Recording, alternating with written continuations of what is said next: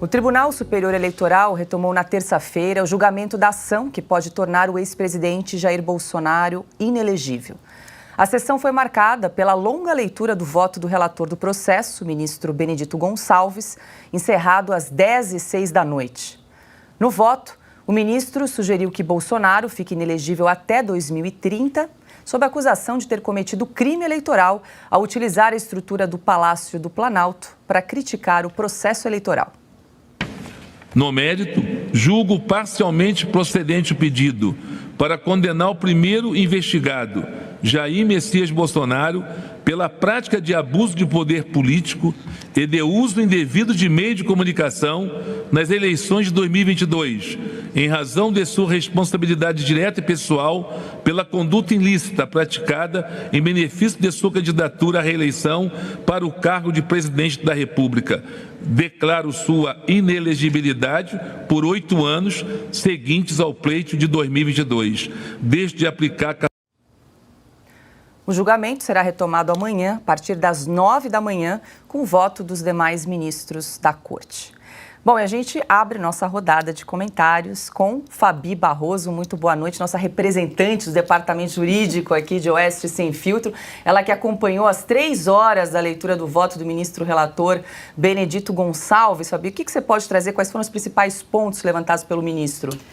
Boa tarde a todos aqui do Oeste Sem Filtro. Realmente esse é um sacrifício pessoal, mas eu gosto, né? Por isso que eu sou da área do direito.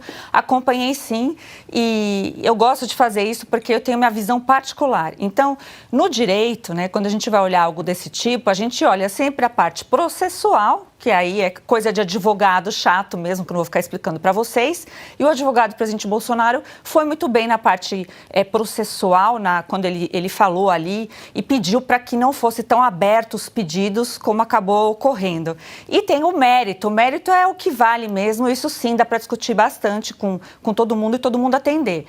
O ministro Benedito fez esse voto super longo de quase 400 páginas, que ele não leu por completo, ele falou de várias jurisprudências, mas ele acabou tendo entendimentos que, para mim, tecnicamente estão fora da lei, à margem da lei. Por que eu digo isso? Porque o argumento dele trazido não está embasado em nada da lei. E aqui é muito simples eu explicar para todo mundo entender de vez sobre esse assunto, porque o pessoal fica falando não tem nada a ser feito. Tem sim, a gente precisa cobrar sempre que a justiça seja feita de uma forma ou de outra. Então, o grande problema disso, todo mundo pode entender, é que o Bolsonaro, então, pelo voto aí do ministro relator, ele é o relator corregedor do TSE, então o Tribunal Superior Eleitoral, que tem só mérito eleitoral, entendeu que o presidente Bolsonaro agiu com abuso de poder, que está na lei, inclusive a lei lá que embasa o impeachment, né, a lei de impeachment, e que caberia talvez impeachment na época, se fosse assim entendido, mas ele entendeu que tem que tirar a elegibilidade do presidente Bolsonaro, porque entendeu que aquela reunião com os embaixadores foi tão grave, que prejudicou o seu voto aí, minha senhora e meu senhor, individual.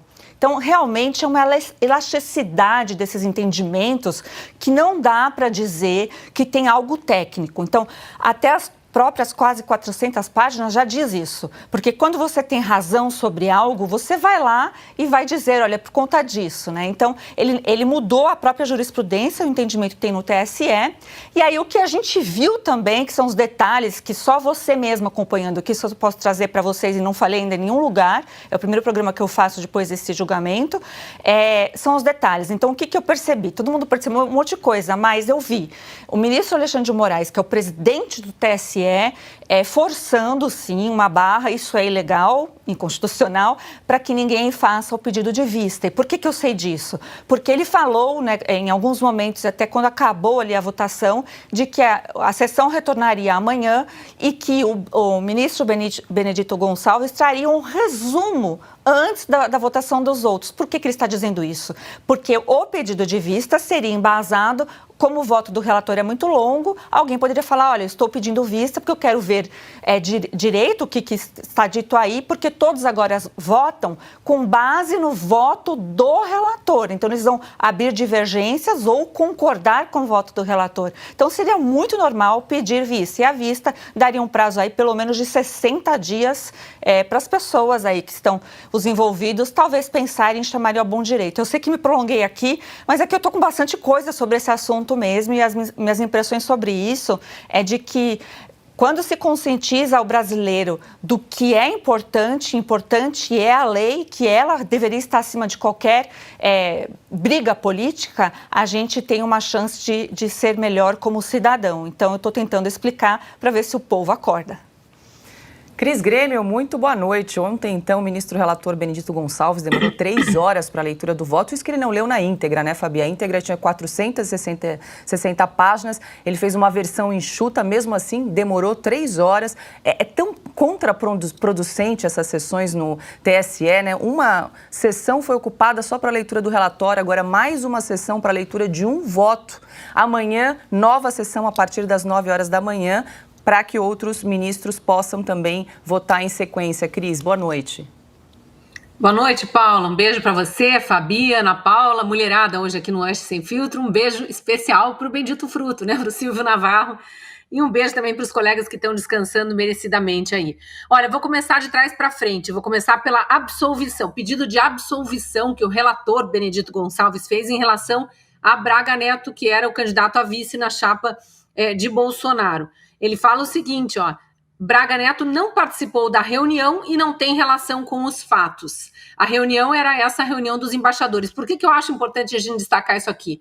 Porque na hora de analisar se Braga Neto deve ou não perder sua elegibilidade, o Benedito Gonçalves, né, o ministro relator ali desse processo do PDT contra a chapa Bolsonaro-Braga Neto, ele reconhece que o objeto que está em análise é a reunião com os embaixadores, ponto.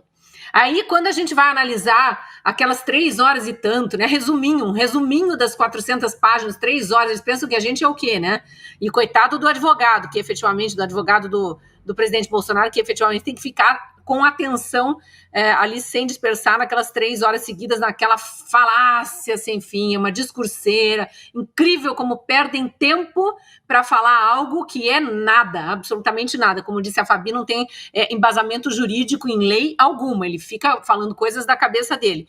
Mas ele fala aqui o seguinte, que Bolsonaro, que ele aceita como prova a minuta do golpe, aquela que ficou conhecida como a minuta do golpe. Então, para falar de Braga Neto, ele se atém à questão da reunião com os embaixadores.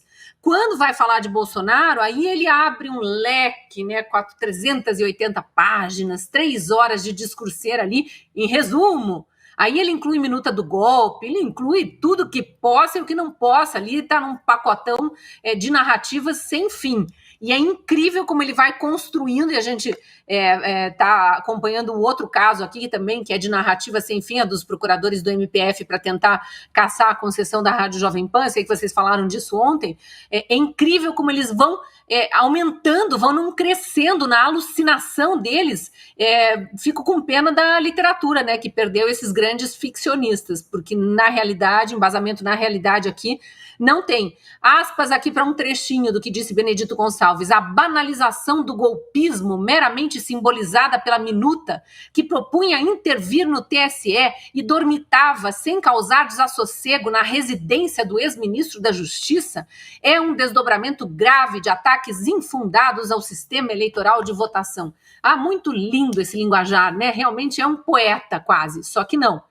Ele deveria simplesmente ter olhado para os artigos da Constituição que veem quais são as prerrogativas do presidente da República, visto que cabe ao presidente estabelecer qualquer relação com representantes de nações estrangeiras, analisado que 15 dias antes, um colega dele, né, o ex-presidente do TSE, ministro Edson Fachin, tinha feito a mesma coisa sem ter embasamento legal, sem ter prerrogativa para isso, como ministro de uma corte eleitoral, convocou os embaixadores para uma reunião e o que o presidente da República faz no seu exercício da presidência, embasado no que diz a Constituição, venham aqui, eu também quero falar sobre esse tema.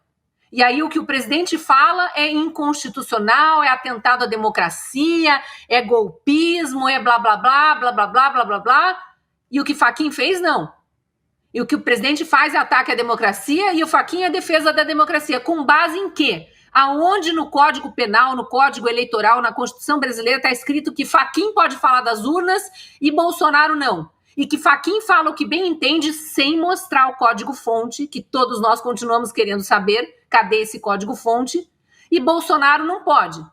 E aí Bolsonaro traz indícios que foram inclusive analisados por Polícia Federal, tudo sem uma conclusão, porque não houve acesso ao código-fonte para poder fazer a comparação e saber se o que as pessoas suspeitam que aconteceu em eleições passadas, não nessa de 2022, que essa está no fundo do cofre lá, se é que ainda existe algo guardado para eventualmente, né, no futuro, 5 gerações para frente, alguém poder analisar o que aconteceu nas eleições de 2022. Mas nas eleições anteriores a essa, 2014, 2018, a Polícia Federal se debruçou, até porque teve hacker, né, passeando pelos computadores do TSE, como todos nós bem sabemos. Mas tudo isso que a gente fala é ataque à democracia. A Polícia Federal chegou à conclusão, a Ana vive trazendo aqui a conclusão da Polícia Federal, e talvez esteja aí na mão e a Ana possa repetir mais uma vez, que a Polícia Federal concluiu que as urnas são inauditáveis. Não é possível fazer uma auditoria do sistema.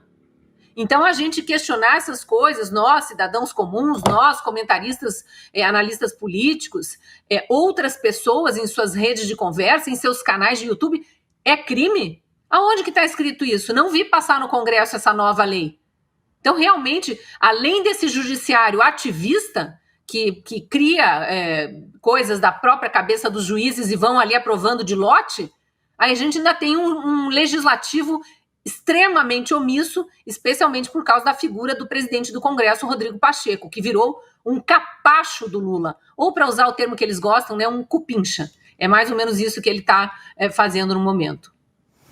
Ana, boa noite. Eu queria voltar a um ponto que a Fabi destacou no comentário dela sobre a atuação do ministro Alexandre de Moraes, presidente do TSE, ontem, né, para evitar um pedido de vista, mais tempo para análise aí, dos ministros. E nós trouxemos a informação aqui em Oeste Sem Filtro na semana passada que o ministro Alexandre de Moraes estaria atuando nos bastidores, conversou pessoalmente com o ministro Nunes Marques e também com o Raul Araújo Filho para pedir agilidade, celeridade no julgamento desse processo contra Jair Bolsonaro. Boa noite, Ana.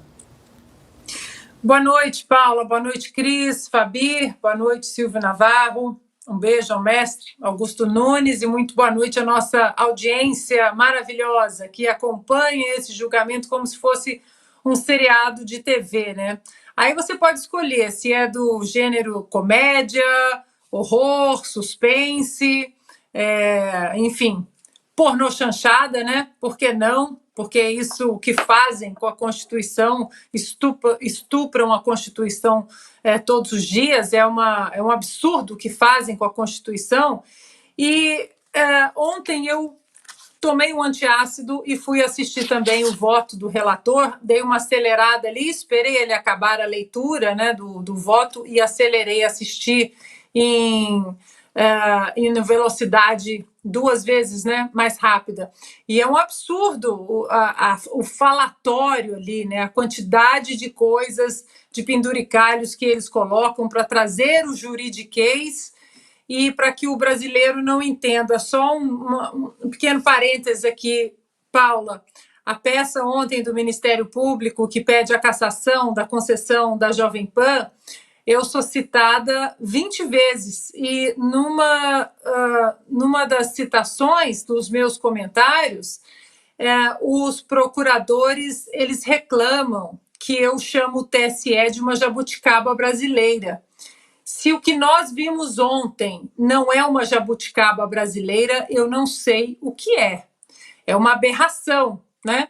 Um tribunal totalmente aparelhado, agora usado para perseguição política, porque Eu não vou discutir aqui o âmbito jurídico e legal, nós temos a Fabi que já explicou exatamente em detalhes tudo o que foi dito, mas temos outros juristas também dizendo é uma aberração, é uma distorção do que de fato as leis no Brasil elas permeiam. E curioso como durante os 4 anos do governo do presidente Jair Bolsonaro, eles queriam que o presidente Bolsonaro fosse um rei sem coroa, né? Um rei sem poder. Olha, você até pode ser o presidente, mas nós aqui, nós todos seremos os primeiros ministros e nós comandaremos o país. Interferência do Supremo, no Legislativo, no Executivo. E o presidente praticamente não podia falar nada, né? Não podia abrir a boca, não podia indicar, nomear prerrogativa do Executivo, como ele nomeou o chefe da Polícia Federal e ele teve que renomear, digamos assim. E o que nós vimos ontem é o resumo do que o ministro aí dos tapinhas na cara muito bem disse: missão dada, missão cumprida. Eu também prestei atenção, concordo com a Cris, quando ele fala que ele vai focar apenas na reunião com os embaixadores, no caso ali do julgamento do presidente Bolsonaro, por isso Braga Neto sairia, e depois ele traz a salada toda. Olha, esse é o foco, só que não. Parecia até as medidas ali para manutenção da prisão preventiva do Anderson Torres, porque ele foi preso, teoricamente, por causa do 8 de janeiro, mas quando as prisões preventivas eram mantidas, nas decisões vinha uma salada de Polícia Rodoviária Federal, de minuta do golpe, era uma confusão danada. Então, e aí eles colocam propositalmente o juridiquês ali no meio, exatamente para afastar o brasileiro, tirar o interesse do brasileiro de prestar atenção. Mas o brasileiro não vai largar esse osso, digamos assim. 3 horas para ler um voto que não disse absolutamente nada, que no final ele poderia concluir ou então abrir as páginas do voto e simplesmente dizer: missão dada, missão cumprida. Silvio Navarro, muito boa noite. Eu prometo aqui que eu vou preservar o seu direito de fala aqui entre as mulheres. Qual a sua avaliação a respeito do voto do ministro relator ontem no julgamento do TSE, Silvio? Não precisa, Paula. Eu voto com qualquer uma das 4 relatoras, 4 mulheres que eu tanto admiro. Boa noite para você, Paula, Ana Paula Henkel, Cris, Fabi Barroso. Boa noite para quem está aí do outro lado da tela. Paula, eu acho que a Ana, a Fabi, a Cris, elas de alguma forma esgotaram ali o olhar a ótica jurídica, como a Fabi trouxe, um pouco da cronologia desse voto de 300 páginas e parece que foi o resumo, né? Parece que o voto é maior, tem 460. Ele conseguiu escrever mais do que 100 anos de solidão, é o dobro dos Lusíadas, por exemplo, de Camões. Agora, Paula, veja, 3 horas durou o voto dele. Eu me recordo do desfecho do julgamento lá em 2017 da chapa Dilma Temer. E eu vou tentar me apegar aqui à referência histórica para comparar o que está acontecendo hoje no Brasil com esse julgamento em curso no TSE e o que aconteceu com outro julgamento no TSE referente à chapa Dilma Temer em 2017, né? Muito tempo depois. Àquela altura, o Michel Temer já era presidente da República e a Dilma Rousseff já havia sofrido o processo de impeachment.